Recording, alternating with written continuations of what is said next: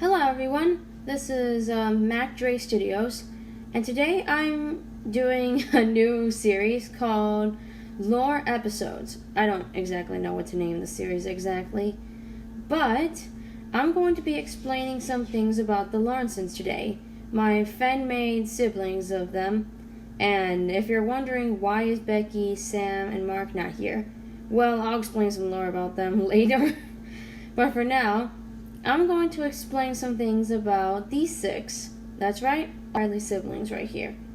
So, this is the Larsen family. Meet Riley, Gracie, Haiden, Casey, and Juliette. In case I get some of the pronunciations wrong, then I am very sorry. I'm not very good at spelling names often, but I really hope that you all like them. And for the others, they are Sam, Mark, and Becky. I haven't done the picture yet, but I still hope you all like them anyway. Now, onto the lore.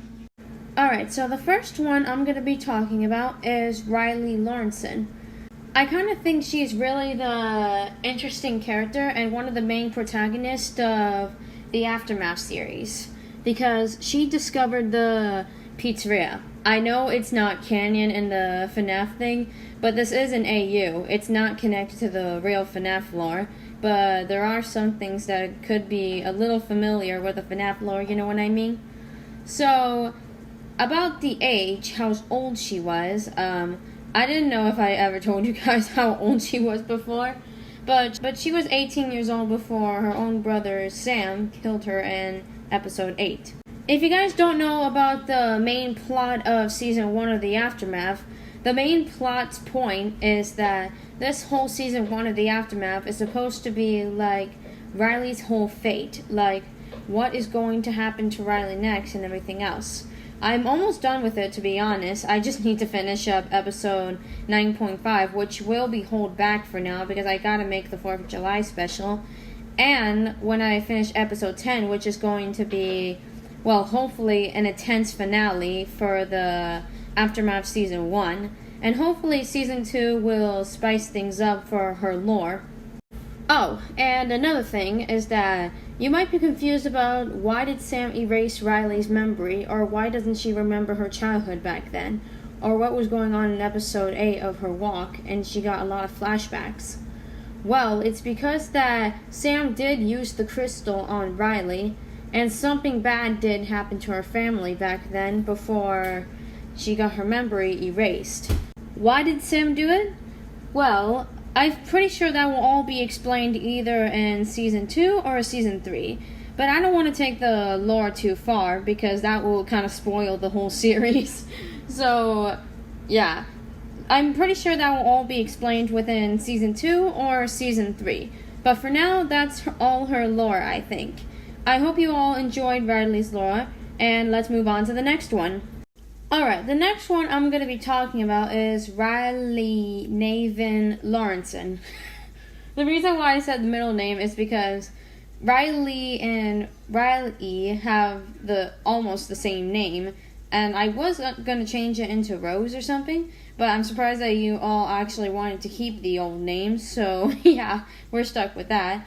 And I know this might be a little confusing because of the way I pronounce the names, but now on to the point. If most of you already know, she's from my Spooky Month AU, and I know you're all going to ask me, why is she in the Spooky Month AU? Isn't she supposed to be in the Aftermath since she is Riley's sister? Well, it's a lot to explain, really, and I'll explain that later on, but first, I'm going to say her age. She is 14 and a half years old. Yes, she is a teenager. She is a little bit younger than Riley. And what else Riley and Riley have in common, they both have two entities, or I should say creatures near them. So the one she has is Silencer. Yeah, Silencer from Revamping Returns. So, I know it's a bit confusing right now, and yeah. But let me try to explain it as much as I can without too much confusion. So if you guys already read my OC book, you would know her backstory by now. She was experimented as a child, like, Stranger Things, when Eleven got her powers from the laboratory itself. It's kind of like that, except she has a lot of abilities, like fusion, would be able to carry stuff with her powers. I forgot what it was called exactly. And she could be able to see souls, invisible people, and yeah, I think that's kind of it. Okay, now onto the question that somebody might ask me. Why is Rille there in the Spooky Month AU and not the original timeline of the Aftermath?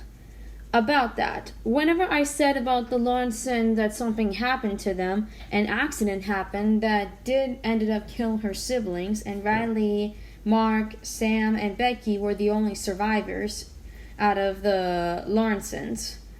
I don't know what happened to the parents exactly, but I hopefully will be able to explain that. Yeah. So remember how Agony ended up in another world because of what happened in episode 1 of Revamping Returns? About that, Agony's not really in somewhere where a lot of people die. Agony is actually in a different dimension, which will be explained later on within the series. So think of it as like that. The siblings did die in the original Aftermath, but their bodies got transported to somewhere else, in a different dimension. And they were still stuck at the same age before they started to grow older in the other dimension, like it's a normal life. However, there is a price to it. Their memories are completely erased, so they don't remember what happened back then or what happened to the real family, because it was for the better good of the universe timelines. And I know it's not supposed to be like a crossover or anything, but yeah. So the other siblings never see each other. I don't know if they'll ever see each other again, or maybe they will someday, or I don't know. But they would usually tell themselves that they're orphans and they don't have any families. Unless they ended up getting adopted by someone, that could be their family that they could remember always and be taken care of. But as for now, I think that's all the lore I'll explain for Rille for now. Now on to the next one. Alright, the next one up is Gracie Selene Lawrenson. And I would say she looks like an absolute grace. Not gonna lie. And here's my reason why. Not only her name is Gracie, but I'm really proud how her design came out. She looks very nice. She doesn't look that much shy, but she is a very sweetheart, and she would always be whatever needs in service. And she's also 22 years old, so she's the oldest out of all the siblings, so yeah. So she was also involved with one of the accidents that happened to the Lawrenson siblings. She did die in the original Aftermath AU, but she got teleported to somewhere else. Her body dissolved and then went somewhere else to a different dimension. I haven't chose which world she'd be in yet, and she's also still single, so you kind of get my point here. What else I can explain about her is that she doesn't have ability powers like Rille and Rille, but she does have an ability to draw, and she could be able to fight whoever hurts someone. She's the most overprotective one out of all of them. But she also has a sweet heart and caring heart for others, like her siblings, for example. She would always be there to be an emotional support, or she can be your therapist. She's the therapist friend out of all the groups. If you need a therapist, you can always go to her for it. Gracie has been trained to become a therapist and caring emotional support for most of the people. And I'm still not 100% sure which world I should put her in case I could use her in the future, because I'm trying to make it look like there's more to it than meets the eye. But she will make an appearance in Season 3, just not alive, you know what I mean? And I think that's all I can explain about her for now.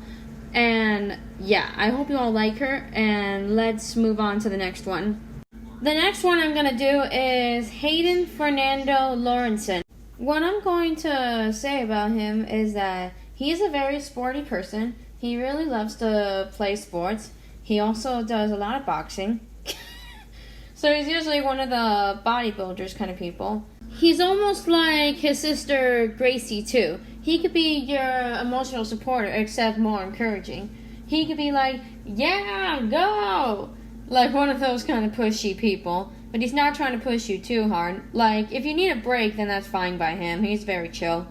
Haiden is also 2 years younger than Gracie, so he is 20 years old. He is young adult. And as for the dimension he's stuck in right now, I don't know where to put him exactly, just like I don't know where to put Gracie. But I was thinking of putting him in the back rooms or something, maybe, along with my other OC, Elizabeth, which I'll kind of explain about. But I think that's all I could explain about Haiden for now, and let's move on to the next Larsen. The next one up is another teenager from the Larsen family, Casey Tobias Larsen. He is the little spunky one out of all of them. And as for the front hair, you might be wondering, why is it black? He accidentally dyed his front hair black. Meanwhile, his red hair is still there. You can kind of see it from the edge. But he accidentally dyed his front hair black. So that explains that. He also loves listening to music and everything. He's also 13 years old. He's 1 year younger than Rille. So, yeah. As for the world he might be trapped in, I don't know if he should be trapped in either Poppy Playtime or somewhere else, because I don't know if he'd be the great role for Poppy Playtime, being right beside the player, so, yeah. And I think that's all I can explain for now with his lore, and I hope you all enjoyed it. Now let's move on to the next Larsen. Now, for the most youngest sibling out of all the family, Juliette Evelyn Larsen. And yes, I know Evelyn is my fan main Mrs. Emily's name, but I just thought it would fit her middle name as well. And yeah, I think I'm really happy how her design came out. And if you're wondering about the yellow star, that's a sticker she put it on her face. She loves putting stickers all over her face. She has an obsession with stickers. She is also 7 years old, and yeah. And for the universe she might be stuck in, I don't know what a 7-year-old would be stuck in. Like, I don't know if she'll be stuck in the nicest place or the worst place, because I haven't really revealed who even sent them there yet. But I would say right now is that she was included in the accident as well, and she was the last one to die out of all the family, which is very sad, really. And that's all I can explain about Juliette for now, and I hope you all enjoyed her. Let's move on. Now, onto the real drama here. The main Larsen, who is the main actionist of the aftermath, or main villain, whatever you want to call it. Sam, question mark, because I haven't came up with a middle name for him, Larsen himself, aka the murderer of Rille Rosetta Larsen. I know I kind of sounded dramatic, but stick with me here. So what I can explain about Sam is that, so the reason why one of his eyes are red is because he contains a lot of power. He secretly had superpowers all along. So that's how he managed to save himself from the Springlock incident. I mean, the Springlock incident was real, and he's mostly the mastermind behind the whole thing. The whole traitor thing, the whole gossip, the whole drama, you know what I mean by that. He is also one of the reasons why Rille's memory was erased. I would explain why he did it, but that'd be spoiling the whole series. So yeah, once I created Season 2 and Season 3, if that's possible, well, I doubt if they're going to be here this year, but it will explain some lore eventually, so I'll probably make a part 2 when I make Season 3 or Season 2 of this, yeah. Another thing I want to say is that he also possesses 2 creatures, Shadow and Chaos. Those are his 2 creatures that he can depend on his power. Without them, he'd be powerless. If you saw the Aftermath Easter special episode, you would see that he was wearing 2 necklaces. They both contain Chaos and Shadow within them, so they're both like a power source for Sam and for his power. And I think that's all the lore I can explain about Sam. And let's move on to the next Lawrenson. The next one I'm going to be talking about is Mark Lawrenson. And I don't know if there's so much to explain about him or not because we're not there yet. He didn't make an appearance in the aftermath, but he will appear in episode 10. So he will appear in UCN, and I will kind of explain how he got there. So after Sam and him reunited, they've been trying to plan on doing the portal domination. So they've been trying to research some power throughout portals. But one day, there was a terrible accident. They accidentally discovered UCN created, but then Sam decided to try to explore the whole thing along with Mark. But then Sam shoved Mark into the world and then closed the portal on him, and that's how he got here. And Mark has been losing sanity over time, so yeah. I think that's all I can explain for now until season 2. And let's move on to the last one. Finally, I'm on the last Lawrenson that I'm going to speak about. I don't think there's too much to talk about her since she hasn't made an appearance yet, but I will say that she will appear in season 3 of the Aftermath. All I can say is she has quite a tough personality like Sam and Mark, except she knows how to do a lot of sass in there. She does a lot of sass too. Her role is that she is a very famous actress within a city I haven't even made up yet. I haven't really thought out this whole thing yet, and she's a very famous actress in, well, not in Hurricane, but somewhere else. And I think that's all from her from now. And yeah. After all that, I am done with the Lawrenson family lore for now. And I really hope you all enjoyed episode 1 of this brand new lore series. If you all want to see more episodes, leave a comment below which one I should do next. And leave a like if you guys like it. And I'll see you guys next time. Bye-bye!